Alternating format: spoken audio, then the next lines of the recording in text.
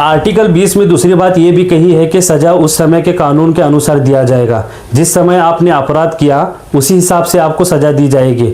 मान लो आपने 2023 में कोई अपराध किया और जरूरी नहीं कि मुकदमा उसी साल सुनाया जाएगा, 2-3 साल लंबा भी चल सकता है।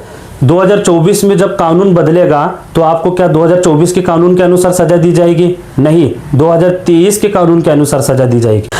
आर्टिकल 20 में तीसरी बात यह भी कही है कि स्वयं के विरुद्ध गवाही नहीं देना। मान लीजिए आपको कोई पुलिस पकड़ ली और आपको मारे और पीटे और कहा कि आपने ही किया है अपराध, तो चुपचाप मान लीजिए, क्योंकि पुलिस के सामने दिया गया बयान और मीडिया के सामने दिया गया बयान कोर्ट में मान्य नहीं होता है। आइए जानते हैं आर्टिकल 21 के बारे में। आर्टिकल 21 में कहा है कि प्राण एवं दैहिक स्वतंत्रता, प्राण यानी लाइफ, आपसे कोई आपकी लाइफ नहीं छीन सकता, कोई व्यक्ति आपका मर्डर नहीं कर सकता। मान लीजिए एक व्यक्ति है और उसकी गाड़ी है, उसकी गाड़ी से बहुत सारा धुआं निकल रहा है और धुएं से प्रदूषण भी हो सकता है और वो प्रदूषण किसी की लाइफ भी ले सकता है। दैहिक स्वतंत्रता यानी पर्सनल लिबर्टी।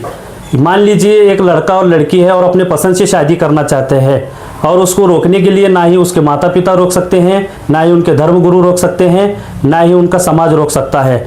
अगर कोई लड़का लड़की अपनी पसंद से शादी नहीं भी करना चाहता है तो उसके ऊपर कोई जबरदस्ती भी नहीं कर सकता, ना ही उनके धर्मगुरु कर सकते हैं, ना ही उनके माता पिता कर सकते हैं, ना ही उनका समाज कर सकता है। अगर कोई ऐसा करता है तो एक अपराध है। आर्टिकल 21 में दूसरी बात यह भी कही है कि निजता का अधिकार यानी प्राइवेसी, आपसे कोई व्यक्ति आपकी जबरदस्ती प्राइवेसी नहीं पूछ सकता। अगर आपका कोई पासवर्ड मांगना भी चाहे तो भी नहीं मांग सकता, चाहे वो हस्बैंड वाइफ में ही क्यों ना हो।